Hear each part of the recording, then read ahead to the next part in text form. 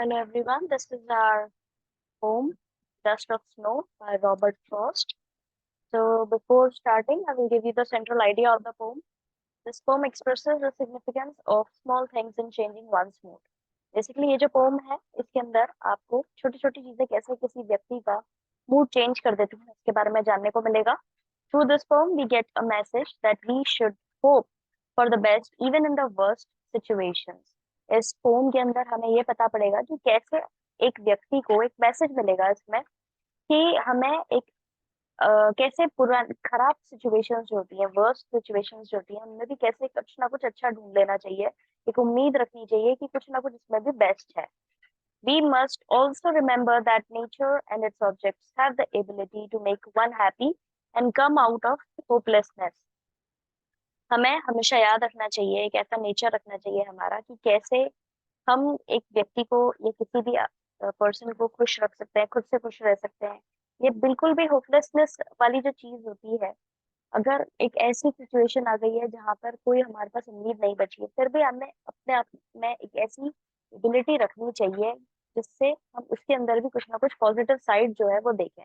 जैसे कि आजकल हमारे अधिकतर जो चीजें होती है वो इसी से रिलेटेड होती है कि हमें कहीं ना कहीं अगर कोई नेगेटिव चीज दिख रही है तो हमें उसके अंदर कुछ ना कुछ पॉजिटिव ढूंढना है.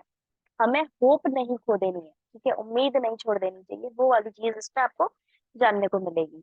So let's begin. The way a crow shook down on me the dust of snow from a hemlock tree. So basically यहाँ पे बोला गया है इस स्टैंजा के अंदर पोएट जो है वो एक पुराना इंसिडेंट जो है वो रिमेम्बर कर रहा है, याद कर रहा है, जिससे उसका मूड चेंज हुआ था. एक समय पे पोएट बहुत डिप्रेस था, बिल्कुल होपलेस था, उम्मीद खो चुका था वो. अब यहाँ पर ऐसे क्लियरली तो नहीं बोला गया है कि वो कहाँ पे खड़ा हुआ था, लेकिन ये बोला गया है, ये समझा गया है कि वो खड़ा हुआ है एक हेमलॉक ट्री के नीचे. ठीक है. अचानक से क्या होता है, एक क्रो जो है उस ट्री पर बैठा हुआ था और वो उड़ता है, उसको हिलाता है ट्री को. उस पर क्या होता है, कुछ पाउडरी स्नो, यानी कि यहाँ पे अब आपको समझ में आ रहा है डस्ट ऑफ स्नो जो इसका एक टाइटल है, उससे ही आपको पता पड़ रहा है कि कैसे इसके अंदर स्नो का जिक्र किया गया है. तो यहाँ पे बोला गया है कि वो जैसे ही क्रो वहां से shook down on me the way a crow shook down on me the dust of snow from a hemlock tree. Hemlock tree के नीचे ये खड़ा हुआ है और जैसे ही वो क्रो उड़ा या उसने उसको हिलाया पेड़ को, उसके बैठने से थोड़ा सा भी उसका मूवमेंट हुआ तो जो पाउडरी स्नो थी वो उसके ऊपर गिरती है. ठीक है. ये चीज यहाँ पर बताई गई है फर्स्ट सेंसा के अंदर. नेक्स्ट है has given my heart a change of mood and save some part of a day I had need. अब यहाँ पे बेसिकली बताया गया है कि जैसे ही इसके ऊपर पाउडरी स्नो गिरी वैसे ही पोएट का जो मूड था वो एकदम चेंज हो गया, वो खुश हो गया. पहले वो डिप्रेस था, सैड था, बाद में उसका जो पोएट का मूड था तो उस समय तक, जब तक उस पर स्नो नहीं गिरी थी तब तक वो सैडनेस में था. लेकिन जैसे ही उसके ऊपर स्नो गिरी वो एकदम रिफ्रेश फील करने लगा. इस इंसिडेंट ने काफी सारी चीजें जो है पोएट की देखी वो बचा ली. ठीक है. और उसका जो दिन खराब जा रहा था वो अच्छे में हो गया.